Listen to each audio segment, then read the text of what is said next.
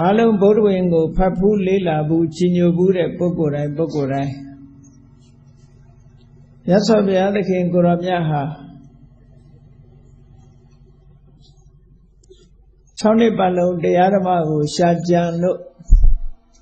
ခက်ခဲပင်ပန်းတဲ့အကျင့်တွေဒုက္ခရစရိယာလို့ခေါ်တယ်ဒုက္ခရဆိုတာလုံနိုင်ခဲ့တယ်ပြုနိုင်ခဲ့တယ်ဆိုတဲ့အဓိပ္ပာယ်ဒုက္ခရဆိုတဲ့စကားလုံးနဲ့ဒုက္ခဆိုတဲ့စကားလုံးမတူဘူးဆိုတာမှတ်တချို့ကရောပြီးတော့ဒုက္ခစရိယာလို့ဒီလိုပြောတယ်ဒုက္ခစရိယာမဟုတ်ဘူးဒုက္ခရစရိယာဒုက္ခရဆိုတာဒုဆိုတာခဲရင်နဲ့ကရဆိုတာလိုက်နာကျင့်သုံးဖို့ပြုလုပ်ဖို့ကျင့်ကြံကြုတ်ကုတ်အထုတ်ဖို့မလွယ်ဘူးအလွန်ခက်ခဲတယ်အဲ့ဒီအလွန်ခက်ခဲလာတဲ့ပင်မလာတဲ့ဆင်းရဲဒုက္ခဖြစ်စေတတ်တဲ့ထိုခေတ်ကခေတ်စားနေတဲ့တပတ်အကျင့်မျိုးတွေကိုမြတ်စွာဘုရားသခင်ကိုရောမြတ်ရဲ့အလောင်းတော်ဟာစမ်းတတ်တဲ့အနေနဲ့6 နှစ်တာကာလအတွင်းမှာကျင့်သုံးခဲ့ဘူးတဲ့အဲ့ဒါကိုဒုက္ခရစရိယာကျင့်တယ်လို့အိန္ဒိယနိုင်ငံဖျားဘူးရောက်တဲ့ပုဂ္ဂိုလ်တွေဗုဒ္ဓဂယာနာမှာဥရဝေလာတော်အနီးကမြတ်စွာဘုရားသခင်ကိုရောမြတ်6 နှစ်တာကာလအတွင်းဒုက္ခရစရိယာကျင့်သုံးခဲ့တဲ့နေရာဆိုပြီးတော့တွားရောက်ဖူးမြော်လေးရှိကြတယ်ဒီကနေ့အိန္ဒိယနိုင်ငံသားတွေရဲ့အခေါ်ဒုက္ခရစရိယာကျင့်တဲ့တောင်ကိုဒုံခေစရိလို့ခေါ်တယ်ပေါ့အတန်ချင်းနဲ့နီးစပ်တယ်ပေါ့အဲ့တော့ဒုံခေစရိဆိုတဲ့ဒုက္ခရစရိယာတောင်မှာမြတ်စွာဘုရားအလောင်းတော်ဟာအမှန်တရားကိုတွေးရှိဖို့အတွက်ဤအမျိုးမျိုးနဲ့စမ်းသပ်ကျင့်သုံးခဲ့တယ်ထိုခေတ်ကခေတ်စားခဲ့တဲ့တပတ်အကျင့်တွေနဲ့နိဗ္ဗာန်ကိုရှာကြံပြီးတော့အငြိမ့်ဓာတ်ကိုမျက်မှောက်ပြုဖို့ကြိုးစားခဲ့တော့လဲအောင်မြင်မှုမရှိဘူးအောင်မြင်မှုမရှိလို့နောက်ဆုံးကြတော့စဉ်းစားဉာဏ်နဲ့အသိဉာဏ်ပေါ်လာတာအညောမဲ့ခောသိရဘောဓာယငါတက်နေတဲ့လမ်းကတော့လမ်းဆုံးနေပြီ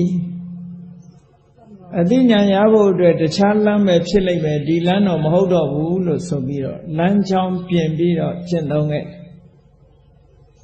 အဲ့ဒီလမ်းကြောင်းပြင်ပြီးတော့ကျင့်သုံးတဲ့အခါကျတော့မှမှန်ကန်တဲ့လမ်းစဉ်ရထူးခြားတဲ့အသိဉာဏ်တွေကိုရပြီးတော့တရားတော်ခုနှစ်ကဆုံလာပြီဗုဒ္ဓနေ့မှာဘုရားဖြစ်လို့ရောက်ခဲ့တယ်ဆိုတာအားလုံးဗုဒ္ဓဘုရားမှာမှတ်သားဖို့ကြလိမ့်မယ်ဘုရားဖြစ်ပြီးတဲ့နောက်မှာလည်းပဲမဟာဗောဓိပင်အနီးပတ်ဝန်းကျင်မှာဒီကနေ့မဟာဗောဓိပင်ကိုဘုရားဂေယဇီရီရဲ့နောက်ကျောင်းနားမှာအမှတ်သားပြုပြီးတော့တည်ထားတယ်အဲ့ဒီမဟာဗောဓိပင်အနီးနားမှာတတ္တဟလို့ခေါ်တဲ့9ဌာနတဌာနလင်ရက်တစ်ပတ်စီရက်တတ္တတစ်ပတ်စီသတင်းသုံးပြီးတော့နေခဲ့တာကဆုံလပြည့်နေ့ဘုရားဖြစ်တယ်လို့ဆိုပေမဲ့ကဆုံလပြည့်ကျော်တရက်ကနေစပြီးတော့တွက်ကြည့်ပေါ့တနေရာမှာရက်တစ်ပတ်နေသွားတာ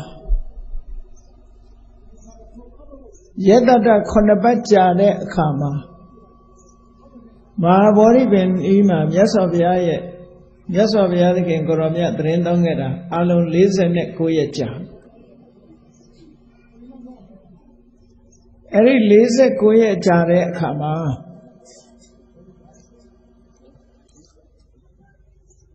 အထမတတ္တဟ8 ခုမြောက်ရက်ပတ်မြတ်စွာဘုရားသခင်ကိုရောမြတ်မဟာဗောဓိပင်အနီးမှာရှိတဲ့အစပါလလို့ခေါ်တဲ့ညောင်ပင်ကြီး အစပါဠဆိုတဲ့ညောင်ပင်ကအစဆိုတာစိတ်ပါဠဆိုတာကြောင်းသူစိတ်ကြောင်းသူတို့ရဲ့မိခိုရာညောင်ပင်လို့ဒီလိုအဓိပ္ပာယ်ပြန်တဲ့ဟာလည်းရှိတယ်နောက်အဓိပ္ပာယ်တစ်မျိုးလည်းရှိသေးတယ်အစပါဠလို့ခေါ်မယ်ဆိုရင်အစဆိုတာစိတ်ပါဠဆိုတာထိန်းချောင်းသူဆိုတဲ့အဓိပ္ပာယ်နဲ့စိတ်ကြောင်းညောင်ပင်လို့မြန်မာပြည်မှာပြန်လေးရှိတယ်နောက်အဓိပ္ပာယ်ဖွင့်ဆိုချက်တစ်ခုကတော့အစပါဠကိုဘယ်လိုဖတ်တော့ဆိုရင်အစပါဠလို့ဖတ်တယ်စပါဆိုတာဘေဒင်တွေကိုရွတ်ဖတ်တရေစေတာကိုစပလို့ခေါ်တယ်မန္တန်နေရွတ်ဖတ်တရေစေတာကိုစပအစပဆိုတာကြတော့ဘေဒင်မန္တန်တွေကိုရွတ်ဖတ်တရေစေခြင်းမပြုနိုင်တော့ယမနာတွေဗြဟ္မင်းတွေဟာငယ်ရစဉ်ခါကာလတော့ကတော့မန္တရတွေကိုရွတ်ဖတ်လို့ဗေဒကျမ်းတွေကိုရွတ်ဖတ်ပြီးနေတဲ့အခါနေကြပြီမဲ့အသက်အရွယ်ကြီးလာတဲ့အခါမရွတ်နိုင်ကြတော့အဲ့ဒီမရွတ်နိုင်တဲ့ပုံနာအိုကြီးတွေဗြဟ္မင်းတွေဟာအဲ့ဒီညောင်မင်းကြီးနားမှာစုပြီးတော့နေကြတာရှိတယ်တဲ့အဲ့ဒီအစပါလို့ခေါ်တဲ့ဗေဒမန္တတွေကိုရွတ်ဖတ်တရေစေခြင်းမပြုနိုင်တဲ့ပုံနာအိုကြီးတွေကိုလာဆိုတာထိမ့်သိမ်းဆောက်ရှောက်တဲ့အကာအကွယ်ပေးတယ်ဆိုတဲ့အဓိပ္ပာယ်နဲ့အစပါဠဆိုတဲ့အတန်တွဲနဲ့ဖတ်မယ်ဆိုလို့ရှိရင်တော့ဝိရိကျမ်းတွေကိုရွတ်ဖတ်တရေစေခြင်းမပြုနိုင်တဲ့ပုံနာအိုကြီးတွေရဲ့မိခိုရာအနားနေရာညောင်ပင်လို့ဒီလိုအဓိပ္ပာယ်ရတယ်ပေါ့သို့တော့အဲ့ဒီအဓိပ္ပာယ်ကိုပါဠိစာပေကျမ်းဂန်တွေမှာဖွင့်ဆိုပေမဲ့လို့မြန်မာစာထဲမှာတော့များသောအားဖြင့်စိတ်ကြောင်းညောင်ပင်လို့ပဲဘာသာပြန်ကြအဲ့ဒီစိတ်ကြောင်းညောင်ပင်မြတ်စွာဘုရားသခင်ကိုရောမြတ်ဖျားဖြစ်ပြီးတဲ့နောက်49ဆိုတော့အတိအကျတွက်ကြည့်တဲ့အခါမှာ49ရက်ကဘယ်မှာပြည့်တော့ဆိုကဆုံလနေုံလနဲ့တွက်ကြည့်လိုက်တဲ့အခါမှာဝါဆိုလဇန်9ရက်49ရက်ပြည့်သွားဝါဆိုလဇန်6ရက်ကစပြီးတော့အဋ္ဌမတတ္တဟ8ခုမြောက်ရက်တစ်ပတ်လို့ခေါ်အဲ့ဒီ8ခုမြောက်ရက်ပတ်မှာအစပါဠညောင်ပင်ဘက်ကိုမြတ်စွာဘုရားကြွလာအဲ့ဒီကြွလာတဲ့အချိန်ဟာမြတ်စွာဘုရားဟာ49ရက်ဘာမှဖုံးမေးသုံးဆောင်ခြင်းမပြုခဲ့ဘူး49ရက်မတိုင်ခင်ကသူစတာကတ်တဲ့ခဏလိုစွမ်းကိုဖုံးမေးခဲ့တယ်အဲ့ဒီတော့က49လို့ဖုံးမေးထားခဲ့တာဟာ49ရက်ထိအောင်ဘာမှမစားပဲနဲ့မြတ်စွာဘုရားသခင်ကိုရောမြတ်ဓမ္မအရသာနဲ့တင့်တယ်ပြီးတော့အစာအာဟာရမရှိဘဲနဲ့သတင်းသုံးနေတယ်49ရက်ပြည့်လို့ဝါဆိုလဆန်း6ရက်လောက်အချိန်မှာအစပါဠညောင်မင်းရင်သတင်းသုံးနေတဲ့အချိန်ဘယ်သူလာတော့ဆိုတရားမင်းကြီးကမြတ်စွာဘုရားကိုတပူလာကတ်တယ်ရှစ်ရှားသီးနဲ့တော့မို့ဖန်ငါသည်ဇစုသီးနဲ့တပူကိုလာကတ်တယ်မြတ်စွာဘုရားကတပူနဲ့တပူကိုအသုံးပြုသွားပါဆေးကြောတန့်စင်ပြီးတဲ့အခါမှာဆေးနဲ့ထုံမှန်းထားတဲ့ဖန်ငါသီးကိုဖုံးမေးသုံးဆောင်တယ်အဲ့ဒါလို့ဖုံးမေးသုံးဆောင်ပြီးတော့နေတဲ့ဖုံးမေးသုံးဆောင်ပြီးတဲ့အချိန်မှာဘသူတွေရောက်လာတော့ဆိုလှဲပေါင်း900နဲ့တပု္ပ္ပနဲ့ဗန္လိကာဆိုတဲ့ကုံတီညီနောင်ဟာအဲ့ဒီမဟာဗောဓိပင်ဘက်ကိုစပ္ပါလညောင်ပင်ဘက်ကိုရောက်လာကြမြန်မာရာဇဝင်နေမှာတော့ဒီရွှေတကုံဖရာရဲ့ရာဇဝင်မှာ ရားသမိုင်းတွေမှာဖတ်ကြည့်မယ်ဆိုရင်တပုဒ္ဒဗန္လိကတို့ဟာ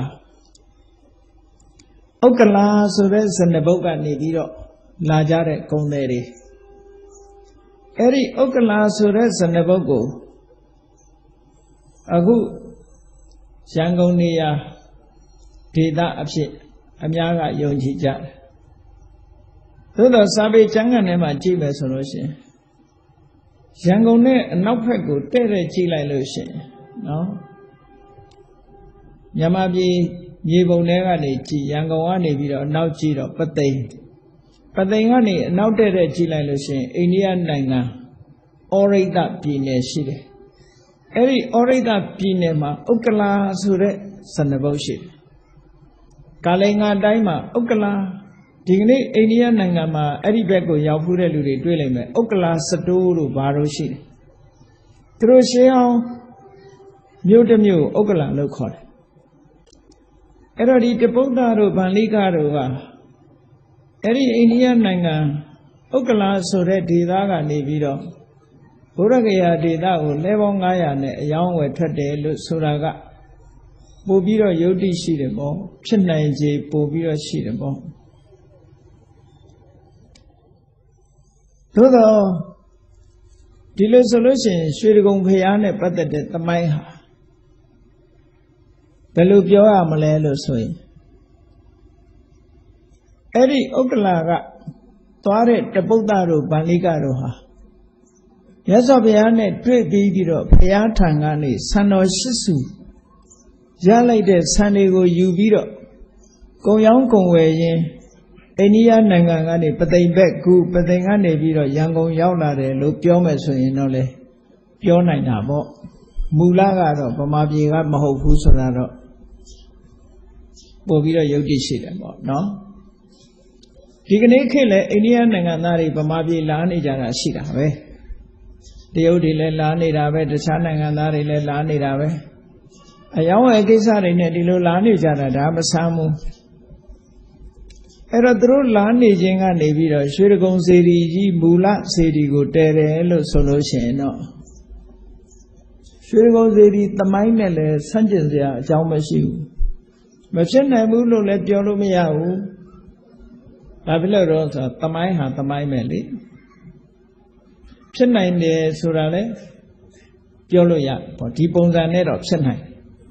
သို့တော့သူတို့နေတဲ့ဒေသကိုမူလဒေသကဥက္ကလာဆိုတဲ့နာမည်ကိုယူပြီးတော့ဒီမှာဥက္ကလာလို့တည်တာလည်းဖြစ်နိုင်အခုမြန်မာခေတ်တင်ကြည့်ပေါ့ဘာမှမကြသေးဘူးဘုန်းကြီးတို့ငယ်စဉ်ကဒီနာမရှိသေးတဲ့မြို့တွေဘာတွေတုံးဆိုတောင်ဥက္ကလာပတို့မြောက်ဥက္ကလာပတို့သုဝနာတို့ဆိုတာလွတ်လပ်ရေးခေတ်ပြီးတဲ့နောက်ပိုင်းမှာ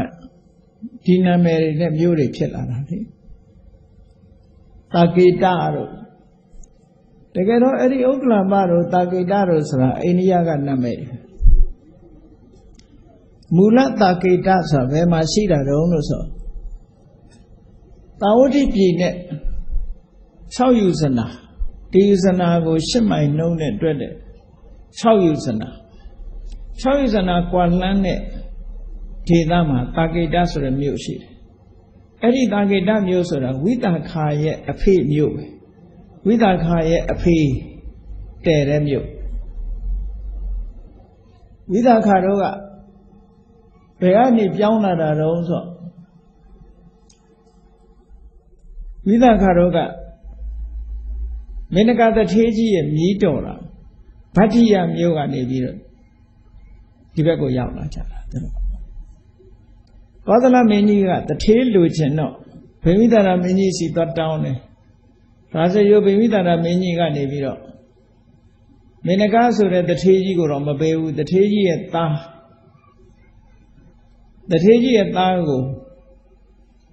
ပေးလိုက်တာဒနေဇေယဆိုတထေးကြီးသားအဲ့တထေးကြီးရဲ့သားပေးလိုက်တဲ့အခါကျတော့သူ့ရဲ့သမီးဝိသခာလည်းဒီပါလာတာပေါ့အဲ့တော့သူရဲ့တည်တဲ့မြို့ကိုတာကေတမြို့အဲ့ဒီတာကေတကမှတခါဝိသခာဟာတာဝတိမြို့ကမိဂါရတထေးရဲ့သားအဲ့ဒီတာကေတ ပုံနာဝဒနာဆိုတဲ့သူနဲ့အိမ်အောင်ကြတဲ့အခါမှာတာဝတိကိုရောက်လာတာအဲ့လိုရွှေ့လာတာပေါ့အဲ့တော့အဲ့ဒီမှာအခုလည်းပဲဥက္ကလာဆိုတဲ့မြို့ဟာမူလဥက္ကလာကနေပြီးတော့ဒီကိုရွှေ့လာတာဖြစ်ကောင်းဖြစ်နိုင်တယ်ပေါ့အေးကောင်းပြီမြတ်စွာဘုရားပွင့်လို့49ရက်ကြာညောင်းပြီးတဲ့နောက်ဝါဆိုလဆန်း6ရက်နောက်ပိုင်းမှာဥက္ကလာကတပုဒ္ဒတို့ဗန္ဓိကတို့ဆိုတဲ့လက်ကုံတဲ့ညီနောင်ကမြတ်စွာဘုရားနဲ့တွေ့တဲ့အခါမှာပြားမုံစုံနဲ့မုတ်ချက်ချစ်ဆိုတဲ့မုံနှမျိုးကိုမြတ်စွာဘုရားကိုကတ်လှူကြတယ်အဲ့ဒီချိန်မှာမြတ်စွာဘုရားနေနာမှာအစာမဖုံးမိတာက49ရက်49ရက်ကြာလာတဲ့အခါဝါဆိုလာပြီးဆို6ရက်နေ့ကျတော့ရက်50တဲ့အရောက်မှာတပုဒ္ဒဗန္ဓိကတို့ကလာကတ်တဲ့အတွက်မြတ်စွာဘုရားမှာထည့်ပြီးတော့ဖုံးမေးသုံးဆောင်ဖို့တပိတ်အနီးနားမှာမရှိဘူးသူဇာတာကတ်တုံးကရွှေခွက်ကလည်းပဲနေရင်စရာမြစ်ထဲမျောလိုက်ပြီးမရှိတော့ဘူး49ရက်လည်းဘာမှမဖုံးမေးတော့အနာနာမှာတပိတ်တို့ဘာလို့ဆိုဘာမှရှိတာမဟုတ်ဘူး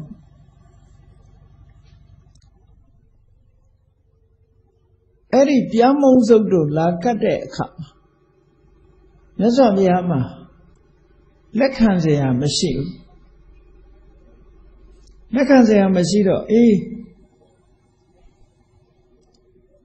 ဖျားဆိုတာလာကတ်တဲ့အစားအစာကိုလက်ထဲထည့်ပြီးတော့စားလိမ့်မရှိဘူးဖုံးမေးလိမ့်မရှိဘူးတပိတ်ဆိုတဲ့ခွက်နဲ့စားเสียတော့เสียထည့်ပြီးတော့ဖုံးမေးသုံးဆောင်လေးရှိစဉ်းစားတယ်ရှေးဖျားတွေကလက်နဲ့စားเสียတော့เสียကိုအလှခံပြီးလက်ထဲထည့်ပြီးတော့ဖုံးမေးသလားဆိုမဖုံးမေးဘူးဆိုတော့မြတ်စွာဘုရားစဉ်းစားလိုက်တာဘာနဲ့လက်ခံရမလဲငါမှလည်းတပိတ်မရှိဘူးလို့စဉ်းစားလိုက်တာနဲ့တပြိုင်နက်အရာလေးမျက်နှာကပြုတ်ခနဲ့ဆိုပြီးတော့စတုမာရိနတ်ကနတ်မင်းကြီး4ယောက်ကကြောက်ညူတပိတ်တစ်လုံးစီနဲ့ရောက်လာတာသူဥငါဥပေါ့ဟိုကလည်းတပိတ်တစ်လုံးဒီကလည်းတပိတ်တစ်လုံးနော်အရှိဘက်ကတပိတ်တစ်လုံးအနောက်ဘက်ကတပိတ်တစ်လုံးတောင်ဘက်ကတပိတ်တစ်လုံးမြောက်ဘက်ကတပိတ်တစ်လုံးဝိရုပက္ခတို့ဝိရုလကတို့ဓတ္တရထတို့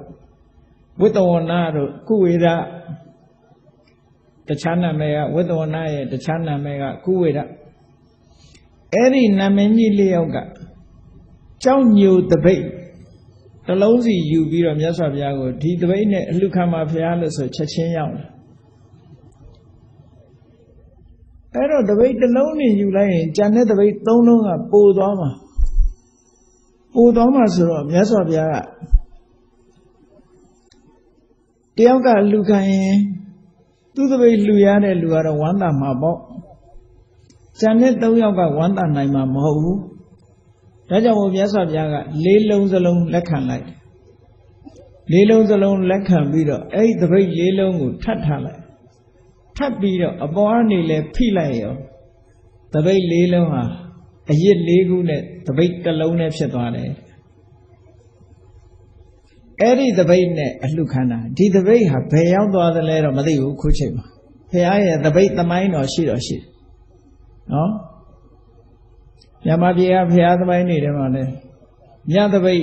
ဘုရားတော်ဘာတော့ရှိသေးတယ်လေမြတ်တပိတ်တောင်းတို့ဘာတော့အဲ့ဒီเจ้าညိုတပိတ်ကြီး၄လုံးဆင့်ပြီးတော့တင်ပြီးတော့အပေါ်ကဖိလိုက်တဲ့အခါမှာတပိတ်၄လုံးဟာတစ်လုံးနဲ့ဖြစ်သွားတယ်အဲ့ဒီတပိတ်နဲ့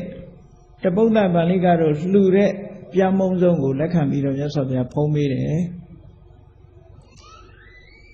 အဲ့ဒီဖုံးပေးတဲ့နေ့ဟာဘယ်နေ့လဲလို့ခံမှန်းပြောရမယ်ဆိုလို့ရှိရင်ဝါဆိုလဆန်း6ရက်လို့ပြောနိုင်တာပေါ့နော်ကဆုံလာပြည့်နေ့ကဘုရားဖြစ်တယ်ဝါဆိုလဆန်း6ရက်နေ့မှာစတင်ပြီးတော့အစာအာဟာရဖုံးပေးတယ် အဲ့လိုဖုံးမေးပြီးတော့နေတဲ့အချိန်အစာရဖုံးမေးပြီးတဲ့အခါမြတ်စွာဘုရားကကိုရောမြတ်သိတော်မူတဲ့တရားဓမ္မကိုဆင်ញင်စဉ်းစားတယ်အလေးနဲ့ဆင်ញင်စဉ်းစားကြည့်တယ်အဲ့ဒါလို့ဆင်ញင်စဉ်းစားပုံဆင်ញင်စဉ်းစားမှုပေါ်လာတာဟာဒီနေရာမှာဒီလိုတွေးတာဟာဘုရားအဆူဆူဒီလိုပဲတွေးခဲ့တယ်လို့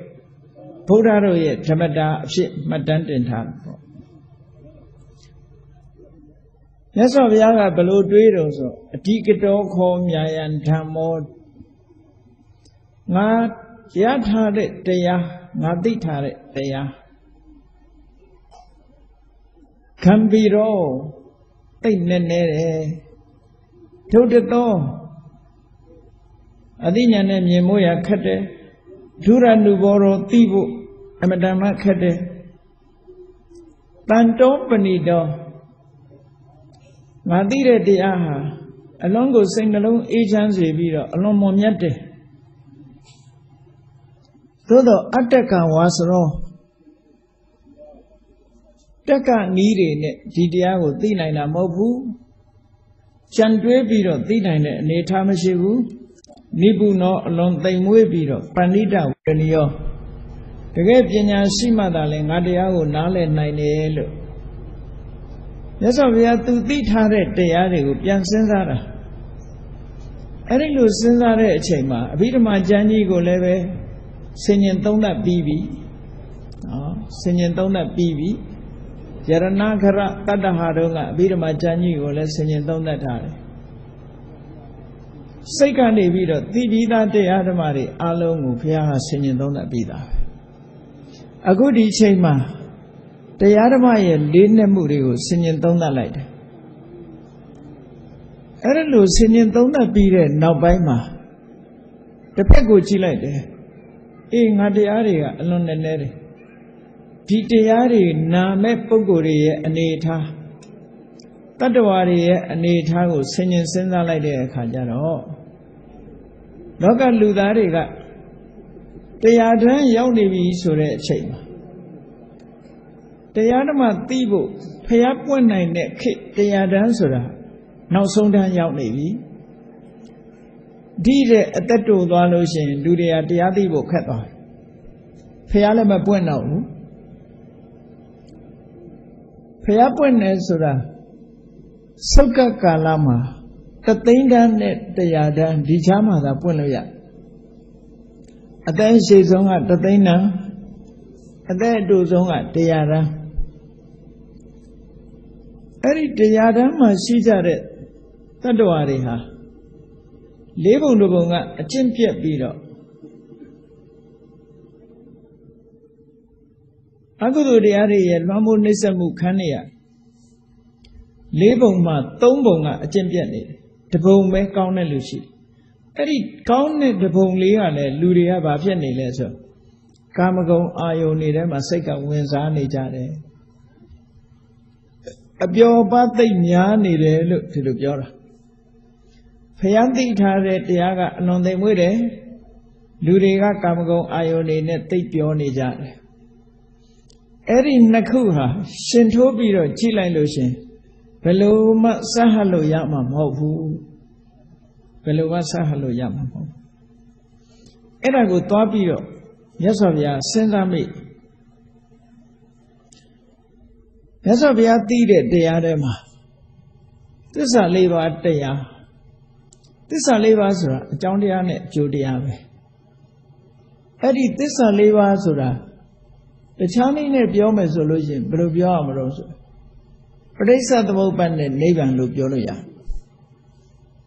နော်ဒုက္ခနဲ့သမုဒယကပဋိစ္စသမုပ္ပါဒ်ပဲလေအနုလောမပဋိစ္စသမုပ္ပါဒ်ဟာဒုက္ခနဲ့သမုဒယပဲပဋိစ္စသမုပ္ပါဒ်ကိုအချင်းချုပ်လိုက်လို့ရှိရင်ဒုက္ခသမုဒယလို့အနုလောမပဋိစ္စသမုပ္ပါဒ်ဟာအကြောင်းတရားနဲ့အကျိုးတရားကိုတွေ့ရ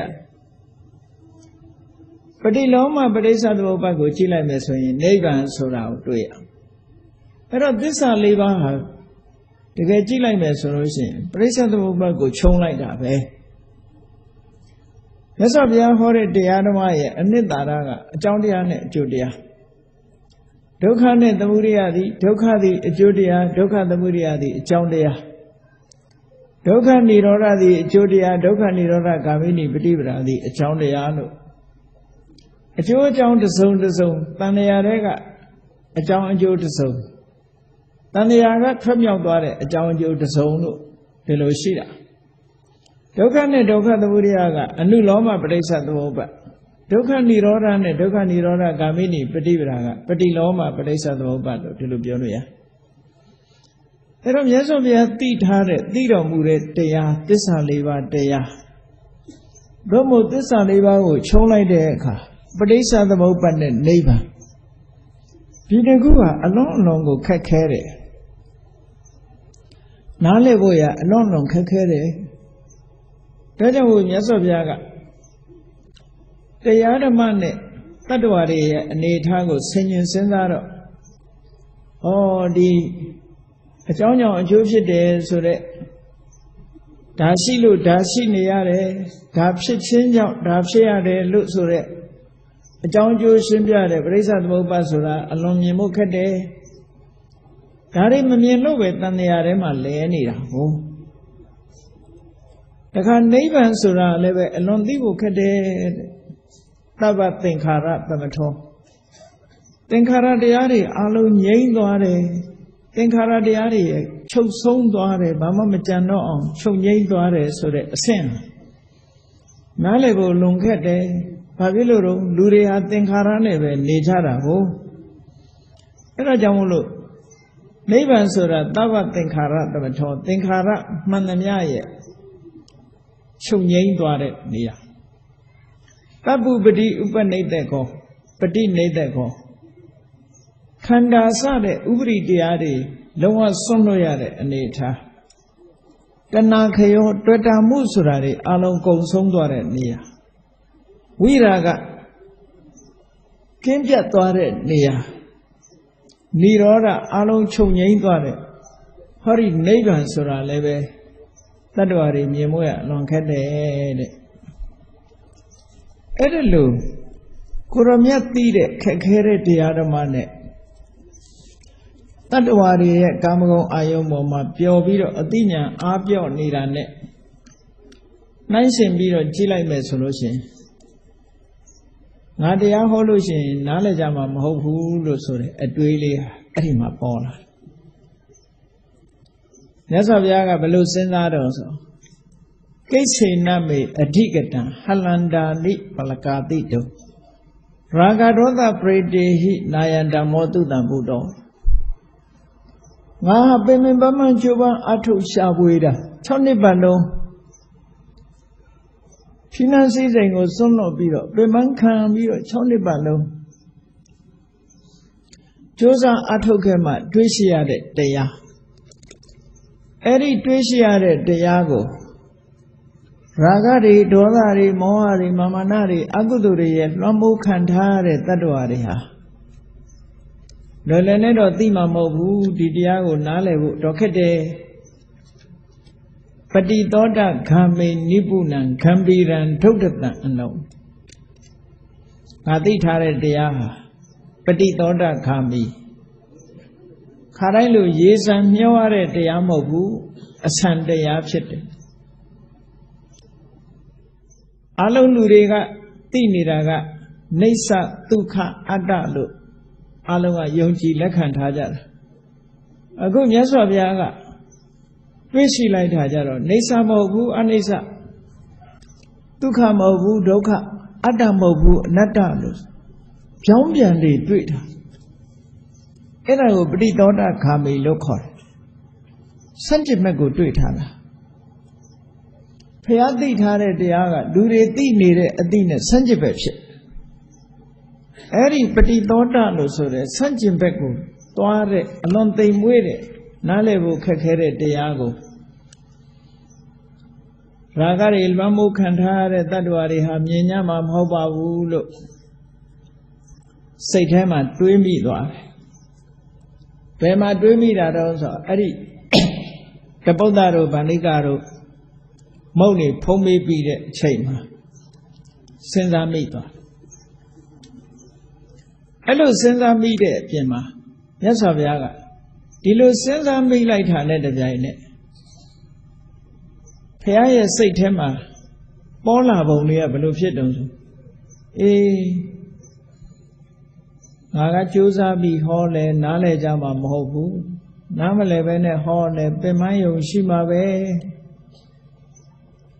အခုခေတ်လဲလူကြီးတွေပါတွေတခါတလေကလေးတွေပါတွေပြောမကောင်းဘူးဆိုရင်ဒီလိုတွေးတာပဲလေနော်ငါပြောလဲနားလဲကြမှာဟုတ်ပါဘူးဆိုတဲ့အတွေးလေးတွေးတယ်မြတ်စွာဘုရားကလည်းအဲ့လိုတွေးလိုက်တာပဲဘာလို့တွေးတာတွေးရမှာပဲဒါတော့ဘာလို့လို့ဆိုနားတော်မဲ့ပုဂ္ဂိုလ်ရဲ့အနေထားအရေးချင်းတရားဓမ္မရဲ့လေးနက်မှုဟာဒါတော့အမတန်ခက်တယ်နားလဲကြမှာမဟုတ်ဘူးဆိုတဲ့အတွေးတာဒါမဆန်းဘူးပေါ့ဒီလိုပဲတွေးကြပေါ့အဲ့ဒါလို့တွေးလိုက်တဲ့အချိန်လေးမှာမြတ်စွာဘုရားကိုစောင့်ကြည့်နေတဲ့နတ်တွေမြမာတွေကရှိအများအားစောင့်ကြည့်နေဘာလို့စောင့်ကြည့်နေတော့လို့ဆိုတော့တရားနာရတော့မှသူတို့စောင့်ကြည့်အဲ့နတ်တွေကဘာလို့စောင့်ကြည့်နိုင်တာတော့ဆိုတော့သူတို့ကတက်တန်းရှိကတ္တဗဘုရားပွင့်သွားတာသူတို့သိလိုက်တယ်ကတ္တဗဘုရားမရှိတော့ဘူးကတ္တဗဘုရားစီကတရားနာရတယ်တရားနာရလို့ဗြဟ္မပြေမှာရောက်ပြီးတော့နေကြတာဂေါတမဘုရားပွင့်ပြီဆိုတာသူတို့သိတယ်ပြီးတော့ဒီဘုရားလည်းတရားဟောတော့မှာပဲတို့နားလိုက်မယ်ဆိုဝမ်းသာထင်နူးမှုနဲ့စောင့်ကြည့်လူတွေကတော့ဘယ်စောင့်ကြည့်နိုင်မှာတော့လူတွေရဲ့တက်တန်းတူတူလေးတမိုင်းကြောင်းတော်မှာပျောက်ကုန်ဟောကတ္တဗမြတ်စွာဘုရားလက်ထက်ကိုမှီခဲ့တဲ့သူရဲ့တပည့်ဗြဟ္မာတွေကရှိတာရှိတော့ဂေါတမမြတ်စွာဘုရားကြည့်တတ္တဟ9ရက်9လီ49ရက်စမ်းနေတယ်သိတယ်ကြည့်နေကြတယ်ဘာတွေလုံတာတော့အကုန်သိတယ်ဒါတော့ပင်ပန်းပန်းခံထားတဲ့တရားအလကားတော့အနားယူတာတော့မဟုတ်ဘူးရာပြီးသားတရားတွေကိုပြန်ပြီးတော့လေ့ကျင့်စမ်းသပ်နေတယ်လို့ပြောလို့ရမှာပဲနော်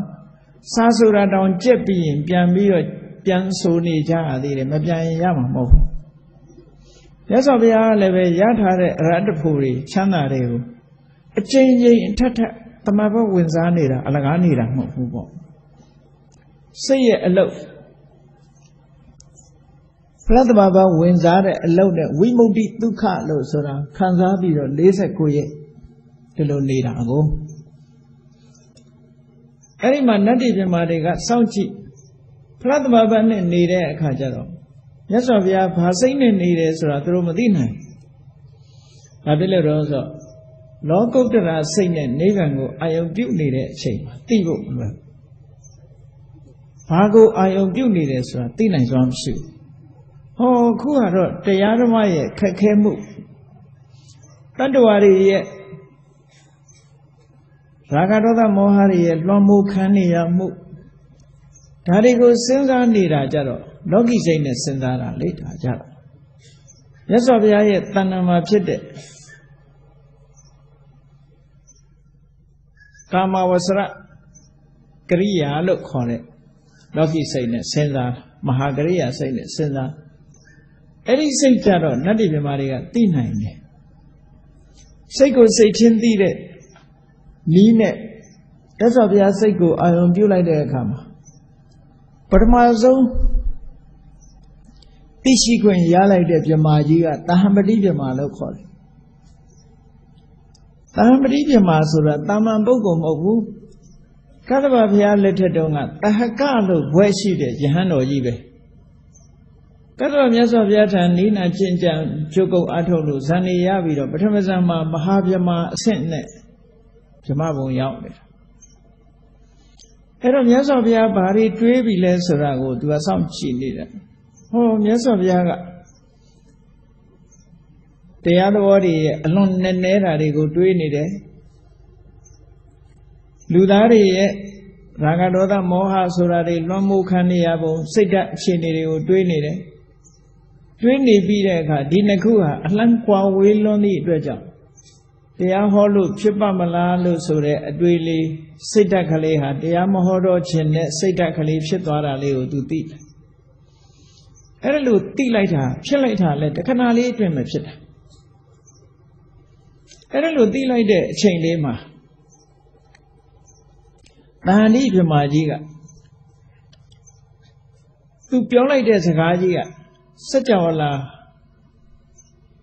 1000တုံဟီးသွားလောက်အောင်သူ့အတန်ကြီးကြားလိုက်ကြတယ်နတ္တိဝတ္တဘောလောကောဝိနတ္တိဝတ္တဘောလောကောတို့လောကကြီးတော့ဒုက္ခရောက်ပါပြီပျက်စီးပါပြီနော်လောကဆိုတာဒီနေရာတတ္တဝါတွေကိုပြောတာတတ္တဝါဆိုတဲ့နေရာမှာလူလောကနတ်လောကဗြဟ္မလောကအသိဉာဏ်ရှိတဲ့လောကလူတွေတော့ပျက်စီးပါပြီဆုံးရှုံးပါပြီဘာဖြစ်လို့တော့ဆိုတရားတို့တရားမြတ်သိတော်မူတဲ့မြတ်စွာဘုရားဟာတရားမဟောတော့ဘူးဆိုတဲ့တရားဟောမဟောလို့တဲ့တရားဟောရမှာကိုဝန်လေးတဲ့စိတ်ဖြစ်သွားပြီလို့သူကနေပြီးတော့စိုးရိမ်တကြီးပြောလိုက်တာစัจ java လာတိုက်တဲ့တောင်းကနတ်တွေပြမာတွေအကုန်ကြားလို့သူကိုယ်တိုင်ကအဲ့ဒီစကားကိုပြောပြီးတော့ချက်ချင်းဆင်းလာခဲ့တာလူပြေဆင်းလာတယ်ဆိုတာဖြည်းဖြည်းချင်းလမ်းလျှောက်လာတာမဟုတ်ဘူးဗြဟ္မပြေမှာဟုတ်ခနဲ့ပျောက်ပြီးတော့ဖျားရှိမှာဟုတ်ခနဲ့ပေါ်လာတဲ့နီးနဲ့လာတာနော်ဟိုမှာပျောက်ပြီးဒီမှာပေါ်တဲ့နီးအဲ့ဒါကိုစာပေမှာဥပမာဘယ်လိုပေးထားတော့ဆိုကွေးထားတဲ့လက်ကိုဆန့်လိုက်သလိုတဲ့ဆန့်ထားတဲ့လက်ကိုကွေးလိုက်သလိုတဲ့ရောက်လာတယ်တဲ့ရောက်လာပြီးတော့လက်ရပဲဒူးကိုဒူးထောက်ပြီးတော့မြတ်စွာဘုရားကိုလက်အုပ်ချပြီးတော့တရားဟောဖို့တောင်းပန်ဒါအလုံးသိကြတဲ့အတိုင်းတရားဟောဖို့တောင်းပန်ကျိုးကြောင်းတွေဖော်ပြပြီးတော့မြတ်စွာဘုရားကိုတရားဟောဖို့တောင်းတယ်အဲ့တော့မြတ်စွာဘုရားကဒီနေရာမှာမေးမြန်းစရာတွေဖြစ်လာတယ်ပေါ့သူမိတာယသိဘဝကလေးကဂေါရမဘုရားလောင်းဟာတတ္တဝါတွေကဲတင်မှုသမ္မညုတဉာဏ်ကြီးရအောင်လုပ်ပြီးတော့ငါဘုရားဖြင့်တတ္တဝါတွေကဲမယ်တရားဟောမယ်လို့အတင်းပြီးတော့ပါရမီတွေဖြည့်လာခဲ့တာဘယ်နဲ့နောက်ဆုံးတရားဟောမယ်အချိန်ကြတော့မှဟောလို့ဖြစ်ပါမလားမဟောခြင်းတဲ့စိတ်ကလေးပေါ်လာဒါတော့မှန်တော့စက္ကန့်ပိုင်းလေးဖြစ်တာပါဒါဖြစ်တာလည်းပဲသဘာဝကျပါတယ်အဲ့ဒီနေရာမှာစောရကတက်ထားတာဘာဖြစ်လို့မြတ်စွာဘုရားဟာတတ္တဝါတွေကိုတရားဟောဖို့ဖျားဖြစ်ပြီးတော့မှမဟောပါဘူးဆိုတဲ့စိတ်ဘာကြောင့်ပေါ်ရသလဲပေါ့ဘာကြောင့်ပေါ်ရသလဲလို့ဆိုရင်အဖြေကတော့တရားကသိပ်မြင့်နေပြီးတော့တတ္တဝါတွေအနေထားကသိပ်နှိမ့်သွားတယ်ကသဗ္ဗမြတ်စွာဘုရားလက်ထက်တုန်းကဒီလိုအခြေအနေမရှိဘူးဒီပင်္ဂလာမြတ်စွာဘုရားတို့ပွင့်တဲ့အချိန်တုန်းကလည်းဒီလိုအခြေအနေတွေမရှိဘူးဘာဖြစ်လို့လဲဆိုတော့အဲ့ဒီခေတ်ကလူတွေကဉာဏ်ပညာသိထက်ကြတယ်အခုကတရားတန်းလေတရားတန်းဆိုတော့လောဘဒေါသမောဟတွေကအရှိန်သိကောင်းနေတယ်ဒီကနေ့ခေတ်ဆိုပိုကောင်းလာပြီနောက်ဒီတဲ့ကောင်းမှုပဲရှိတော့တယ်ဒီဘက်ကနော်ဒီဘက်ကပိုကောင်းလာဒီဘက်ကကောင်းရင်ဟိုဘက်ကရောမှာပဲသိချာလောဘတွေဒေါသတွေမောဟတွေပိုများလာတယ်ပိုပြင်းထန်လာကြည့်လေဒီကနေ့ခေတ်မှာဒေါသတွေဘယ်လောက်များလာအာဃာတတွေဘယ်လောက်များလာလဲဆိုတာစဉ်းစားကြည့်terrorism တို့ terrorist တို့ဘာမှမကြသေးဘူးဒါပေါ်လာတာအကြောင်းမဲ့လူတွေကိုတတ်ဖြတ်တယ်ဆိုတာတွေပေါ်လာကဘာကြီးမှာနောက်တီးတဲ့ဆိုးလာဖို့အနေထားရှိတယ်ပေါ့ဟောအဲ့ဒါလို့လောဘကလည်းကြီးတယ်ကြီးလာတယ်လေဒီခေတ်မှာပစ္စည်းဝတ္ထုတွေများလေလောဘတွေများလာလေပဲငကိုတော့က MP3 တို့ MP4 တို့မရှိတော့ MP3 MP4 လိုချင်တဲ့စိတ်မရှိဘူးလေမင်းတို့မင်းကြီးလက်ထက်တုန်းကမော်ရမြင့်ကားကြီးတွေပါလေမရှိဘူးလေပရာဒိုတို့ပါဂျရိုးတို့မရှိတော့မင်းတို့မင်းကြီးမှာပရာဒိုပါဂျရိုးစီးချင်တဲ့စိတ်မရှိဘူးလေအခုခေတ်ဓာတ်တွေရှိလာတဲ့အခါကျတော့ဟောလောဘတွေပိုးမလာဘူးလားအဝတ်စားလဲလောဘတွေပိုးလာတယ်အသုံးဆောင်တွေလဲလောဘပိုးလာတယ် မင်းတို့မင်းလက်ထက်တုန်းကကင်ချီတို့ဘာတို့ရှိမှမဟုတ်ဘူးလေအခုအဲ့ဒါတွေရှိလာတော့လောဘတွေပိုးလာကြတယ်လူပြည့်တွေကြမ်းကြမ်းဖန်ဖန်ပြောသလိုမင်းတို့မင်းကြီးတနာစရာကောင်းလိုက်တာခါလူတာတောက်မသွားရဘူးသူ့လက်ထက်မှာမရှိတာတွေအများကြီးပဲနော်တယ်လီဗီရှင်းမရှိလို့ကြည့်မသွားရဘူးမော်ဒန်မြင့်ကားကြီးတွေမရှိလို့စီးမသွားရဘူးလိန်ညာဆိုလည်းမစီးရဘူးသင်္ဘောခတ်ဆုပ်ဆုပ်ကိုနော်ရေနန်းဆက်ကြာဆိုတဲ့နာမည်လေးတက်ပြီးစီးရအခုခေတ်သင်္ဘောအဆင့်မဟုတ်ဘူးအဲ့တော့ဒီခေတ်မှာရုပ်ထုပစ္စည်းဘက်တွေကအလွန်တိုးတက်လာနာမည်ဆိုင်ရာတွေကရုပ်လျော့သွားတော့တရားဓမ္မသိဖို့ကျင့်ဖို့ဆိုတာတော်တော်ခက်သွားတယ်ဒီလိုဆိုလိုတာပေါ့အဲ့တော့အဲ့ဒါနှစ်ခုနိုင်ရှင်ပြီးတော့တရားဟောလို့တော့ဖြစ်မဲ့မထင်ပါဘူးလို့ဆိုတဲ့အတွေးဟာတွေးတဲ့နာပေါ့တရားရဲ့နည်းနည်းမှုကြောင့်ဒီစိတ်ကလေးပေါ်တာနောက်တစ်ခုအဖြေထုတ်ထားတာရှိသေးတယ်ဒီမြတ်စွာဘုရားဒီအတွေးတွေးမိတာဘာကြောင့်တွေးတာတော့ဆိုတော့အဲ့ဒီအချိန်တွေမှာအိန္ဒိယနိုင်ငံအိန္ဒိယဒေသမှာရှိတဲ့လူတွေကဘာကိုကိုးကွယ်တာတော့ဆိုဗြဟ္မာကိုကိုးကွယ်တာဗြဟ္မဂရုကဗြဟ္မာကိုလေးစားတဲ့ပုဂ္ဂိုလ်မြတ်စွာဘုရားကငါဒီလိုတွေးလိုက်ရင်ဗြဟ္မာကြီးကတော့ငါ့ကိုလာပြီးတော့သူတို့ကလည်းမကြမ်းကြရောက်နေတဲ့လူတွေဓမ္မရဲ့ဗြဟ္မာတွေကမကြမ်းကြရောက်တရားထုတ်တော့လည်းရောက်တာပဲလေနောက်ဆုံးမန္တမင်းကြီးကလာနှောက်ယှက်တဲ့အချိန်မှာအဲ့ဒီဗြဟ္မာတွေတရားတွေအကုန်ထွက်ပြေးကုန်ကြတာလေအဲ့တုန်းကလည်းသူတို့ရှိတာသူတို့ပြေးကုန်ကြအဲ့တော့မန္တသားလာတဲ့အခါဗြဟ္မာကဘာလို့ထွက်ပြေးရဗြဟ္မာနဲ့မန္တနဲ့ဘယ်သူကတကိုးကြီးတုံးဆိုဗြဟ္မာကတကိုးကြီးတာတရားမင်းတို့ဆိုတာတော့ထားပါတော့မန္တရဲ့အောက်ကာဝရိန္ဒဘုံကဆိုမန္တကပရဏိမိတဝတ္တဝတိနတ်ပြေကကိုမန္တလာတော့အကုန်ထွက်ပြေးကြအဲ့ဒါလို့ထွက်ပြေးတဲ့ထဲမှာဗြဟ္မာကြီးတွေကဘာလို့ထွက်ပြေးဝိုင်းပြီးတော့မကူပဲနဲ့ထွက်ပြေးကြတာရှိအဲ့ဒါကိုဆရာတော်ကြီးတစ်ပါးမင်းရှိတာတဘာဝတော့ကြာနော်ဗြဟ္မာကြီးတွေကလည်းထွက်ပြေးကြတာတုံးလို့ဆိုအေးဝကောင်းစားလာနဲ့တောင်ရှိပစိုးနဲ့ခေါမောမိတ်စားနဲ့အဖိုးကြီးတွေမနက်ထဲမှာထိုင်းနေတယ်ခွေးယူလာပြီဆိုထပြေးမှာပေါ့တဲ့အဲ့ဒါလိုပဲမနက်ကခွေးယူနဲ့အလားသဏ္ဍာန်တူတယ်တဲ့အဲ့ဒါကြောင့်ထွက်ပြေးကြတာတဲ့နော်ဟုတ်တာပဲအဲ့တော့လူနဲ့ခွေးယူနဲ့ဘယ်သူကအဆင့်မြင့်နော်လူကအဆင့်မြင့်တာပဲဒါပေမဲ့ခွေးယူလာရင်ထွက်ပြေးတယ်လေထွက်ပြေးကြအေးအဲ့ဒီမှာဒီဗြဟ္မာလာတောင်းပန်တဲ့အခါကျတော့မှမြတ်စွာဘုရားကသိပြီးသားဒီလိုတွေးလိုက်လို့ရှင်ဗြဟ္မာကြီးဆင်းလာလေဆင်းလာပြီးတော့တရားဟောဖို့တောင်းပန်လေအဲ့ဒါလို့တောင်းပန်တဲ့အခါကျတော့မှငါတရားဟောမယ်လောကလူသားတွေကဗြဟ္မာကိုအလေးထားတဲ့ခေတ်ဗြဟ္မာကတောင်းပန်လို့ဒီတရားကိုဟောတယ်ဆိုရင်လူတွေဟာတရားပေါ်ပို့ပြီးတော့အလေးနဲ့ထားလိုက်မယ်ဆိုတဲ့မြတ်စွာဘုရားရဲ့ယုံကြည်ချက်သိမြင်ချက်ဒါဒီစိတ်အတွေးပေါ်ခြင်းအကြောင်းလို့ဒီလိုအကြောင်းပြထားတာလည်းရှိတယ်ပေါ့နော်ကဲကောင်းပြီဘာပဲဖြစ်ဖြစ်တရားဓမ္မရဲ့လေးနက်မှုလူတွေရဲ့ဒါကဒေါသမောဟကြီးကျယ်မှုဒီနှစ်ခုနှိုင်းရှင်လိုက်လို့ရှိရင်လေတရားဟောလို့ဖြစ်ပါမလားဆိုတဲ့တရားဟောဖို့နည်းနည်းစိတ်ဓာတ်ကလေးတွန့်သွားတာတော့သဘာဝကျပါသဘာဝကျအဲ့ဒီအချိန်မှာသာမဏေဗြဟ္မာကြီးကလာပြီးတော့တောင်းပန်လိုက်တာမြတ်စွာဘုရားသခင်ကိုရောမြတ်ကဗြဟ္မာကြီးတောင်းပန်ပြီးတဲ့အခါမှာဗုဒ္ဓစက္ခုနဲ့ဗြဟ္မာကြီးတောင်းပန်မှုကိုအကြောင်းပြုဒါကဗြဟ္မာကြီးတောင်းပန်တာကအကြောင်းတစ်ခု ကိုယ်တိုင်ကတတ္တဝါတွေအပေါ်မှာကရုဏာထားတာကအကြောင်းတစ်ခုပြမတောင်းပန်ခြင်းကိုရမြတ်ရဲ့ကရုဏာတရားရဲ့လှုံ့ဆော်မှုရရှိခြင်းဆိုတဲ့ကရုဏာနှလုံးသားရဲ့တွန်းအားကြောင့်မြတ်စွာဘုရားဟာတတ္တဝါတွေကို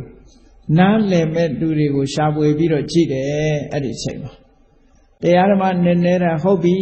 နားလည်တဲ့လူတွေဘယ်သူတွေရှိနိုင်တယ်လဲဆိုတာကိုရှာဖွေကြည့်လိုက်တဲ့တတ္တဝါတွေတတ္တလောကကြီးတစ်ခုလုံးကိုဖြန့်ကျက်ပြီးတော့ကြည့်လိုက်တယ်အဲ့ဒါလို့ကြည့်တဲ့အခါဘာနဲ့ကြည့်တော့ဆိုဗုဒ္ဓစက္ခုလို့ဆိုတဲ့မြတ်စွာဘုရားရဲ့မျက်စိနဲ့ကြည့်တယ်ဗုဒ္ဓစက္ခုဆိုတာမြတ်စွာဘုရားတို့ရဲ့မျက်စိဆိုတာဘယ်ဟာကိုပြောတာတုံးလို့ဆိုရင်တတ္တဝါတွေရဲ့ဇယိုက်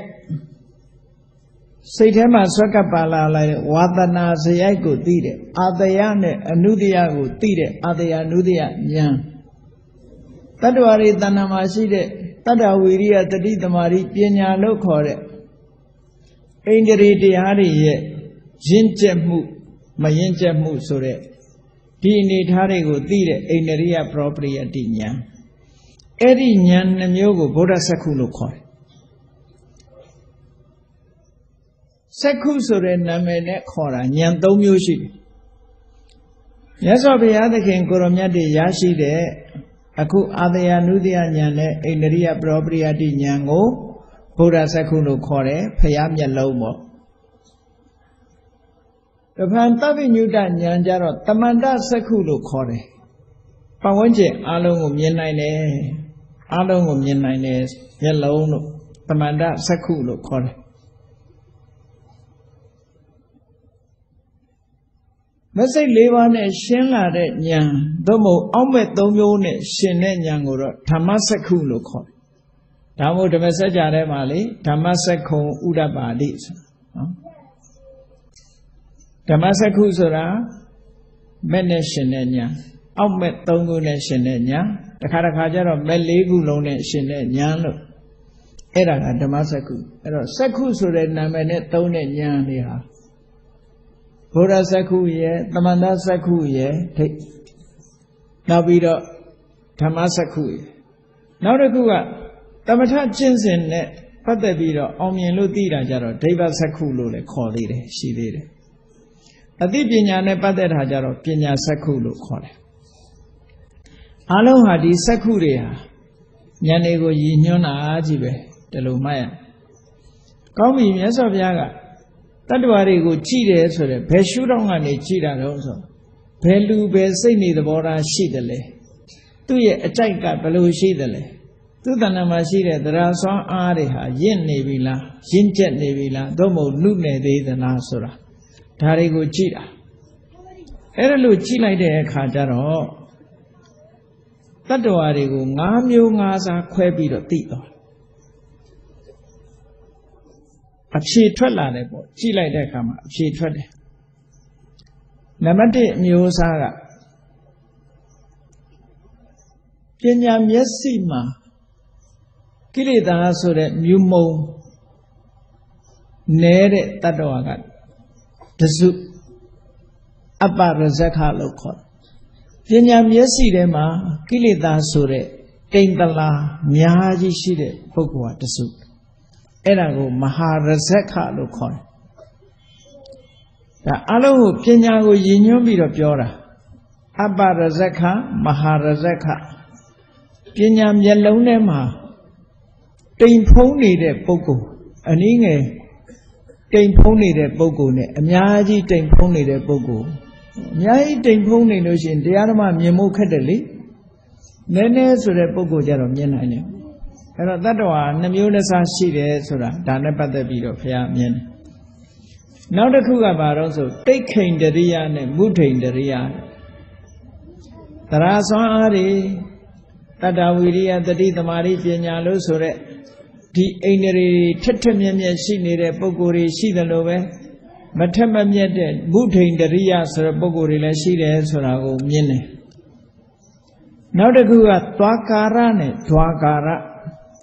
သွားကာရဆိုတာ တတ္တဝိရိယတတိသမารိပညာဆိုတဲ့အိန္ဒြေဒီအရေးချင်းတွေဟာအခြေအနေကောင်းနေတဲ့ပုဂ္ဂိုလ်တွေရှိတယ်အခြေအနေမကောင်းတဲ့ပုဂ္ဂိုလ်တွေရှိတယ်ဒီစွမ်းရည်တွေနဲ့ပြည့်စုံတဲ့ပုဂ္ဂိုလ်တွေရှိတယ်မပြည့်စုံတဲ့ပုဂ္ဂိုလ်တွေရှိတယ်လို့ဒီလိုခွဲခြားပြီးတော့မြင်တာနောက်တစ်ခုမြင်တဲ့နောက်တအုပ်စုကသူဝိညာပယဒုဝိညာပယတရားဟောလို့ရှိရင်လွယ်လွယ်ကူကူနဲ့သိမဲ့ပုဂ္ဂိုလ်အစုရှိတယ်လို့တရားဟောလို့ရှိရင်လွယ်လွယ်နဲ့မသိတဲ့ပုဂ္ဂိုလ်တွေကရှိတယ်ဟောနောက်ဆုံးနံပါတ်5ကြတော့ပရလောကရဲ့အပြစ်ကိုရှုမြင်နိုင်တဲ့ပုဂ္ဂိုလ်တွေရှိတယ်လို့ပရလောကရဲ့အပြစ်ကိုမရှုမြင်နိုင်တဲ့ပုဂ္ဂိုလ်တွေလည်းရှိတယ်လို့ဟောတတ္တဝါတွေကို5မျိုး5စားခွဲခြားပြီးတော့မြတ်စွာဘုရားမြင်လိုက်တဲ့အခါကျတော့ဥပမာပါဉာဏ်ထဲမှာပေါ်လာ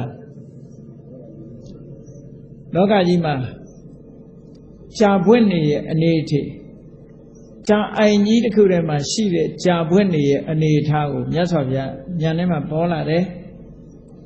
ဘယ်လိုပေါ်လာတော့ဆိုဒါကြာအိမ်နေသွားကြည့်လို့ရှိရင်ဒီတိုင်းပဲတွေ့မှာပေါ့ကြာပွင့်တွေကိုသွားကြည့်လိုက်မယ်ဆိုရင်တချို့ကြာပွင့်တွေကအဖူးလိုက်ကြီးနော်ရေမျက်နှာပြင်ပေါ်တက်လာကြာဘူးကြီးကရေမျက်နှာပြင်ပေါ်တက်လာအဲ့ဒီတက်လာတဲ့ကြာဘူးကြီးဟာနေထွက်တာနဲ့ပွင့်တော့မဲ့အနေအထားရှိတယ်ရင့်နေပြီပေါ့ရေမျက်နှာပြင်ပေါ်မှာတက်ပြီးတော့ကြာဘူးကြီးတွေ့ရတယ်အဲ့ဒီကြာမျိုးကတစ်ခုဒီကနေ့ပဲပွင့်တော့မယ်အနေအထားမျိုးရှိနေတဲ့ကြာကတစ်မျိုးနောက်ကြာတစ်ခုကျတော့ရေမျက်နှာပြင်ပေါ်မှာကြောမတက်သေးဘူးရေမျက်နှာပြင်ပေါ်မှာအဖူးလေးကခေါင်းပြူုံပဲရှိသေးတယ်ဒီကနေ့မပွင့်နိုင်ဘူးလက်ပြန်ကြမှာရေမျက်နှာနဲ့ပေါ်မှာရေမျက်နှာပြင်ပေါ်မှာမြင့်တက်လာပြီးတော့မှပွင့်မဲ့ပုဂ္ဂိုလ်ပွင့်မဲ့ကြာဘူး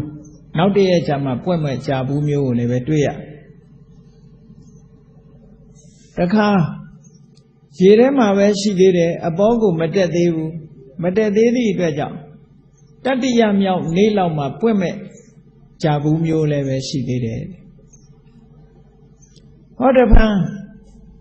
တချို့ကြာဘူးတွေကမအောင်မမြင်ဖြစ်ပြီးတော့ရေမျက်နှာပြင်ပေါ်မှာမတက်ဘူးတဲ့ရေထဲမှာပဲရေတရဝါတွေရဲ့စားပစ်တာကိုခံရပြီးတော့ဘယ်တော့မှမပွင့်မဲ့ကြာမျိုးကလည်းရှိသေးတယ်ဟောကြာဘူးရဲ့အနေအထား3ခုကို4ခုကိုမြတ်စွာဘုရားဒီလိုရှုမြင်သုံးသပ်တယ်ဉာဏ်ထဲမှာပေါ်လာအဲ့ဒီကြာဘူးကြာပွင့်ကြီးတွေကြာဘူးကြာပွင့်တွေ4မျိုးကွဲပြားသလိုပဲလောကမှာပုဂ္ဂိုလ်တွေလည်းပဲ4မျိုးကွဲလာတယ်အသိဉာဏ်ကိုအခြေခံပြီးတော့ကြည့်လိုက်မယ်ဆိုရင်ပုဂ္ဂိုလ်တွေဟာ4မျိုးရှိတယ်နံပါတ်1ပုဂ္ဂိုလ်ဥက္ကတိတင်ညူပုဂ္ဂိုလ်လို့ခေါ်တယ်ပါဠိလိုဥက္ကတိတင်ညူဥက္ကတိတဆိုတာနည်းနည်းလေးပြောလိုက်တာနဲ့ညူသိသွားဥက္ကတိတဘာလို့ဆိုတာအချင်းကလေးထုတ်ပြီးပြောလိုက်တာနဲ့နားလည်သွားတဲ့ပုဂ္ဂိုလ်မျိုးကဉာဏ်ထက်တဲ့ပုဂ္ဂိုလ်ဆိုတာအဲ့ဒီပုဂ္ဂိုလ်ကဒီကနေ့ပွင့်တဲ့ကြာဘူးနဲ့အလားတန်တူတဲ့ပုဂ္ဂိုလ်ပဲပွင့်မှုအနေအထားမျိုးရှိနေပြီဉာဏ်အမတန်မှထက်တယ်ရှင်သာရိပုတ္တရာလိုပုဂ္ဂိုလ်မျိုးတွေပေါ့ရှင်ကွန်းတင်ညတို့လိုပုဂ္ဂိုလ်မျိုးတွေပေါ့နည်းနည်းလေးတရားဓမ္မကိုရှင်းပြလိုက်တာနဲ့တပြိုင်နက်နားလည်သွားတယ်သဘောပေါက်သွားတယ်ဥက္ကတိတင်ယူပုဂ္ဂိုလ်လို့ခေါ်တယ်ဉာဏ်အထက်ဆုံးပုဂ္ဂိုလ်နောက်ဒုတိယပုဂ္ဂိုလ်ကြတော့ဝိပင်စိတင်ယူဝိပင်စိတဆိုတာအချင်းလေးပြောရုံနဲ့သဘောမပေါက်ဘူးထပ်ပြီးတော့ရှင်းပြရသေးတယ်အကျယ်အဓိပ္ပာယ်ရှင်းပြမှသဘောပေါက်နားလည်ပြီးတရားဓုတရားမြတ်ရတဲ့ပုဂ္ဂိုလ်ဝိပင်စိတင်ယူပုဂ္ဂိုလ်လို့ခေါ်တယ်အဲ့ဒီပုဂ္ဂိုလ်ကဒီကနေ့မပွင့်ဘူးနေ့ပြန်မပွင့်နဲ့ကြာဘူးကြာပွင့်နဲ့အလားတန်တူတယ်ပေါ့တခါတတိယအမျိုးအစားကနေယပုဂ္ဂိုလ်လို့ခေါ်တယ်နေယပုဂ္ဂိုလ်ဆိုနေယပုဂ္ဂိုလ်ဆိုတာတဖြည်းဖြည်းတည်ဆောင်သွားရမယ့်ပုဂ္ဂိုလ် တဖြည်းဖြည်းဆောင်ကျင်းရမယ်ပုဂ္ဂိုလ်တဖြည်းဖြည်းအလုပ်လုပ်ရမယ်ပုဂ္ဂိုလ်မျိုးနေရပုဂ္ဂိုလ်ခေါ်တရားနာရမယ်တရားအားထုတ်ရမယ်စဉ်းစားရမယ်ဆင်ခြင်ရမယ်နှလုံးသွင်းရမယ်ဆယ်ရစခန်းကြီးအချိန်ချင်းဝင်ရမယ်နော်အဲ့ဒါလို့တဖြည်းဖြည်းနဲ့တရားအထုတ်ပြီးတော့အချိန်ပေါင်းများလာတဲ့အခါကျတော့မှတရားထုတရားမြတ်ရမယ်ပုဂ္ဂိုလ်ကနေရပုဂ္ဂိုလ်အဲ့ဒီပုဂ္ဂိုလ်ကရေမျက်နှာပေါ်မှာပေါ်တက်မလာသေးပဲနဲ့ရေအောက်မှာမြုပ်နေပြီးတော့3ရက်လောက်ကြာတော့မှရေမျက်နှာပြင်ပေါ်ရောက်ပြီးတော့ပွင့်မဲ့ကြာဘူးနဲ့အလားတန်တူတယ်အဲ့ဒီပုဂ္ဂိုလ်ချိန်စောနေသေးတယ်ပေါ့အဲ့ဒါကြောင့်မလို့နေရပုဂ္ဂိုလ်ဆိုတာအဆင့်ဆင့်ကြိုးစားအထုတ်သွားတဖြည်းဖြည်းချင်းလှုပ်သွားသီလဆောက်တည်လိုက်သမာဓိကျင့်စဉ်ကျင့်လိုက်ဝိပဿနာလုပ်ငန်းလေးလုပ်လိုက်နဲ့အဲ့ဒီလိုအဆင့်ဆင့်ကျင့်ကြံကြိုးကုပ်အထုတ်သွားလို့ရှိရင်တော့တနေ့ကြာလို့ရှိရင်ဒီပုဂ္ဂိုလ်ကတရားထုတရားမြတ်ရမှာပဲအချိန်ယူရမယ့်ပုဂ္ဂိုလ်မျိုးအထက်ကရာထဲမှာမှတ်တမ်းတင်ထားတဲ့သီဟိုကျွန်းကမဟာသီဝမထေရကြီးဆိုတာအနှစ်30တရားအထုတ်ရတယ်အနှစ်30တရားအထုတ်ရတယ်သူဝါရင်းတဝါရင်းဆိုလို့ရှိရင်ဒီဝါရင်းတော့ငါယန္နာဖြစ်စေမယ်ဆိုကြိုးစားတယ်ဝါသာကျွတ်သွားရောယန္နာကမဖြစ်ဘူးအဲ့ဒါလို့နဲ့တဝါပြီးတဝါတဝါပြီးတဝါသွားတာနောက်ဆုံးမှာနှစ်ပေါင်း30လောက်ထိအောင်ကြာသွားတယ်တရားအထုတ်ရဝါကျွတ်တာနဲ့သူအမြဲတမ်းမျက်ရည်ကျယန္နာမဖြစ်ဘူးမျက်ရည်ကျတယ်ဝါကျွတ်သွားပြန်ပြီယန္နာမဖြစ်ဘူးမျက်ရည်ကျတရက်ကြတော့သူ့ကိုတတိပေးတဲ့အနေနဲ့အဲ့ဒီဝါကျွတ်လို့မျက်ရည်ကျနေတဲ့နာလာပြီးတော့နတ်သားတယောက်ကလာငိုတဲ့ငိုတော့ဘာဖြစ်လို့ငိုတာတုံးလို့မေးတော့ငိုရင်တရားများရမလားလို့သူလည်းငိုတာပါလို့ပြောတယ်အဲ့ဒီကြတော့မှသူတတိတံဝေကရသွားတယ်အေးဟုတ်တယ်ငိုလို့ကတော့တရားမရနိုင်ဘူးကျင့်ရမှာပဲဆိုပြီးတော့သဘောပေါက်ပြီးတော့ဆက်ချက်နောက်ဆုံးကြတော့ယန္နာဖြစ်သွားအဲ့ဒီပုဂ္ဂိုလ်မျိုးကိုနေရပုဂ္ဂိုလ်လို့ခေါ်တယ်နောက်ဆုံးတစ်ယောက်ကြတော့ပုဂ္ဂိုလ်၄မျိုးထဲမှာနောက်ဆုံး၄ယောက်မြောက်ပုဂ္ဂိုလ်ကပဋ္ဌပရမလို့ခေါ်တယ်ပဋ္ဌဆိုတာပုတ်စကလုံးပရမအလွန်ဆုံးပဲဒီပုဂ္ဂိုလ်ကတော့စကလုံးပဲအဖတ်တင်မယ်ဘာတရားမှရမှာမဟုတ်ဘူးဒီဘဝတရားတွေနာမယ်တရားတွေကြက်မယ်တရားတွေမှတ်မယ်သို့တော့ဒီဘဝမှာတော့တရားတို့တရားမြတ်မရနိုင်တဲ့ပုဂ္ဂိုလ်ဟာစကလုံးလောက်ပဲရမယ်အဲ့တော့မြတ်စွာဘုရားနဲ့တွေ့တဲ့အခါမှာဟာလို့ကြာ၄ဘွဲ့နဲ့ပုဂ္ဂိုလ်၄ဆင့်အဆင့်၄ဆင့်ရှိတဲ့ပုဂ္ဂိုလ်၄ဆင့်ဩဂတိတင်ညူပုဂ္ဂိုလ်ဆိုတာလွယ်လွယ်နဲ့တရားတို့တရားမြတ်ရသွားတယ်ဝိပဿနာတင်ညူပုဂ္ဂိုလ်ကအနည်းငယ်ချက်ထွင်ပြောယုံနဲ့တရားဓမ္မရသွားတယ်အဲ့ဒီပုဂ္ဂိုလ်၂ယောက်ကတရားကိုအထူးတလီအကြာကြီးကျင့်ကြံကြိုးကုပ်အားထုတ်နေရတာမဟုတ်ဘူးအကျဉ်းချင်းတရားကိုအားထုတ်နေရတဲ့ပုဂ္ဂိုလ်တွေကတော့နေရပုဂ္ဂိုလ်တွေပဲအဲ့ဒီပုဂ္ဂိုလ်၃ယောက်ဟာတရားတို့တရားမြတ်ရတဲ့ပုဂ္ဂိုလ်၃ယောက်ခုနပဋ္ဌပရမဆိုတဲ့ပုဂ္ဂိုလ်ကတော့ဒီဘဝမှာမျောလင်းချက်မရှိဘူးဒါမျောလင်းချက်မရှိတော့သူလုံနေတာအလကားလားလို့ဆိုအလကားမဟုတ်ဘူးဒီဘဝမှာလှုပ်သည့်အတွက်ကြောင့်နောက်ဘဝမှာသူကချန့်စီရလာဒီလိုဆိုလို့ဒီဘဝမှာတော့သူကစကလုံးပဲစကလုံးနဲ့ဟိုဘက်မကြော်ဘူးလက်တွေ့မရနိုင်ဘူးဆိုတဲ့ပုဂ္ဂိုလ်ကပဋ္ဌပရမအဲ့ဒါဘာနဲ့အလားတန်တူတော့ဆိုလို့ရှိရင်ကြာပင်ကအဖူးလေးတော့ဖူးလာပါရဲ့အဲ့ဒီအဖူးလေးကရေမျက်နှာပေါ်မရောက်လာဘူးငါတို့ဘာတို့ကစားပြစ်လိုက်တာလိတ်တို့ကစားပလိုက်တာနဲ့အဲ့ဒီကြာဘူးလေးဟာငါးပါးစပ်လိတ်ပါးစပ်ထဲမှာပဲပျောက်သွားအဲ့တော့ဘုန်းကြီးတို့တွေငါးပါးစပ်လိတ်ပါးစပ်ထဲမှာပျောက်တဲ့ကြာဘူးလေးလို့ဖြစ်နေကြဒီဘဝတရားတို့တရားမြတ်မရလို့ရှိရင်သို့တော့အားတော့မလျှော့ကြနဲ့အားမလျှော့နဲ့နေရပုဂ္ဂိုလ်တွေဟာကျင့်ကြံကြိုးကိုအားထုတ်လို့ရှိရင်ရသွားတယ်နောက်ဆုံးမှာတေဂဏီမှာတရားတို့တရားမြတ်ရတယ်တဲ့တရားအားထုတ်တဲ့ပုဂ္ဂိုလ်ဟာမျောလင်းချက်ကတေဂဏီအချိန်ကျတော့လူဟာကြောက်တယ်ကြောက်တဲ့အခါကျတော့အစွမ်းကုန်လှုပ်တယ်အစွမ်းကုန်လှုပ်တော့တေဂဏီမှာတရားတို့တရားမြတ်ရတယ်အကယ်၍တေဂဏုမရရင်လည်းပဲ မရဘဲနဲ့တည်သွားလဲစိတ်မပြတ်နဲ့နတ်ပြည်ရောက်ရင်ရမယ်သိကြတယ်ကျင့်တဲ့ပုဂ္ဂိုလ်ဟာနတ်ပြည်ရောက်တော့မရသေးဘူးဆိုရင်လဲစိတ်မပြတ်နဲ့ဖျားမပွင့်တဲ့အချိန်မှာဆိုရင်ပိစိကဗုဒ္ဓဖြစ်နိုင်တယ်ဒီလိုပုဂ္ဂိုလ်မျိုးတွေကပိစိကဗုဒ္ဓဉာဏ်ကိုရနိုင်တယ်တဲ့တရားအထုတ်တဲ့ပုဂ္ဂိုလ်တွေရဲ့အခွင့်အရေးတွေကဒီလိုရှိတယ်ဒီဘဝမှာမကျင့်ဘူးဆိုရင်နောက်ဘဝရဖို့မရှိဘူးအခွင့်အရေးလည်းဘယ်တော့မှလာမှာမဟုတ်ဘူးဒါကြောင့်မို့လို့နံပါတ်၄ပဋ္ဌာပရမပုဂ္ဂိုလ်ဟာနောက်အခါမှာဝါဒနာအလေးအလာရသွားဖို့အလားအလာများစွာရှိတယ်မြတ်စွာဘုရားသခင်ကိုရောမြတ်ကအဲ့ဒီလိုပဋ္ဌာပရမပုဂ္ဂိုလ်တွေကိုလည်းတရားဟောတယ်ဘာအတွက်ဟောတာတုံးဆိုဝါဒနာဖြစ်ဖို့ဟောတယ်ဒါတွေမကဘူးမြတ်စွာဘုရားကတရားဟောတာတော်တော်များများပရိသတ်တွေတဲ့ကိုမြတ်စွာဘုရားဟာတိတ်တဆိတ်ရောက်ရှိသွားပြီးတော့တရားဟောတာတွေအများကြီးရှိတယ်မှတ်တမ်းရှိတယ်အဲ့ဒါလေးတွေဒါကြောင့်မို့လို့တချို့ကကြံ့ကြံ့ဖန်ဖန်တွေးတယ်မြတ်စွာဘုရားအာဖရိကတိုက်ရောက်သလားတို့အမေရိကနိုင်ငံရောက်သလားတို့ဥရောပရောက်သလားတို့ကြံ့ကြံ့ဖန်ဖန်ရောက်နိုင်တာပေါ့မှတ်တမ်းမရှိတာနဲ့မရောက်ဘူးလို့ပြောလို့မရဘူးလေ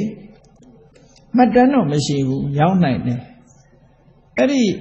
အထပရိသသုတ်မှာဆိုလို့ရှိရင်မြတ်စွာဘုရားဟာတော်တော်များများတွေကိုရောက်ခဲ့ရောက်ပြီးတော့တရားဟောတာအဲ့ဒီမှာတော်တော်ထူးထူးဆန်းဆန်းနေဘယ်လိုပြထားတော့ဆိုရင်ဘုရားကအာဖရိကရောက်သွားရင်ဒါနားလည်အောင်ပြောတာနော်အာဖရိကရောက်သွားရင်အာဖရိကလူတွေကအသားမဲတယ်မဟုတ်လားမြတ်စွာဘုရားကလည်းအဲ့ဒီကြတော့အသားမဲွားဒါမှသူတို့နဲ့ကြိုက်မှာပေါ့ဒီပြင်လူဆိုပဲလက်ခံမလဲအာဖရိကရောက်တော့သူကအသားမဲတဲ့ပုံစံဖြစ်သွားအတန်ကလည်းသူတို့အတန်ပဲအဆင်းကလည်းသူတို့အဆင်းပဲပုံသဏ္ဍာန်ကလည်းသူတို့ပုံစံဖြစ်သွားပြီးတော့အဲ့ဒီမှာတရားဟောပြစ်ခဲ့တယ်ဟောပြီးသွားတဲ့အခါကျတော့မှခုနတရားဟောတာဘယ်သူပါလဲလို့တွေးပြီးကြံရင်ကြအဲ့ဒီလိုရေးထားတဲ့ဟောထားတဲ့သုတ်တန်ရှိတယ်အသက်ဖြူလူမျိုးတွေတဲ့ရောက်သွားရင်လည်းမြတ်စွာဘုရားအသားဖြူတယ်အတန်ကလည်းသူတို့အတန်ပဲအဆင်းကလည်းသူတို့အဆင်းပဲပြောတဲ့စကားကလည်းသူတို့နားလည်တဲ့စကားဖြစ်ပြီးတော့ခုနလိုတရားဟောပြီးပြန်လိုက်တယ်မြတ်စွာဘုရားကဘာဖြစ်လို့အဲ့ဒီလိုလိုက်တရားဟောရတယ်လဲလို့ဆိုရင်နောက်ဘဝမှာဝါဒနာဖြစ်တယ်တဲ့ဒါအလေးအထမျိုးစိတ်ကလေးရတယ်ပေါ့ဒါကြောင့်မို့လို့တရားဆိုတာနာရနာလို့ရှိရင်ဒီဘဝအပြည့်အဝနားမလဲအောင်မျိုးစိတ်ကလေးတော့ဖြစ်သွားတယ်နောက်ဘဝအတွက်မျိုးစိတ်ရတယ်ဆိုတာနဲတာမဟုတ်ဘူး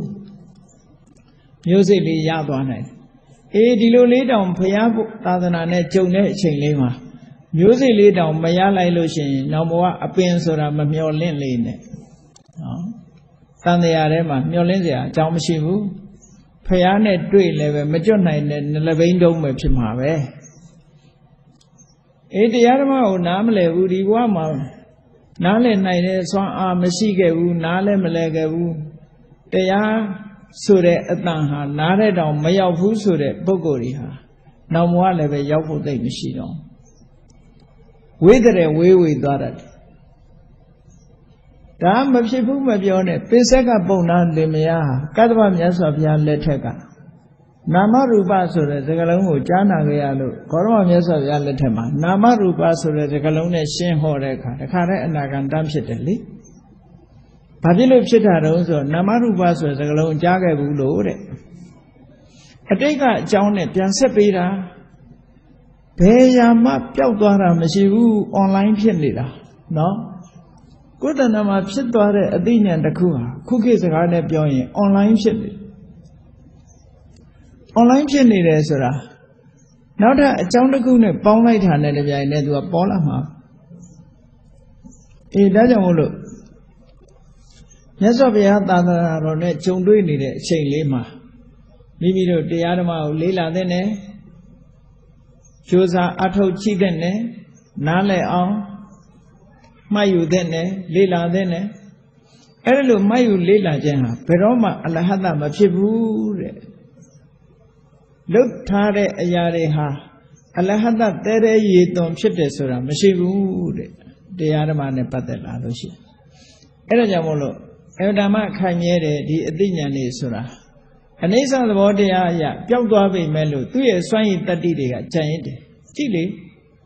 ငယ်ငယ်တုန်းကနေကာကြီးခံဝေးမရေးတတ်တဲ့အချိန်မှာဆရာမတွေဆရာကာကြီးခံဝေးရေးတာကြီးတော့ပျောက်သွားတယ်ဘယ်ပျောက်မလဲ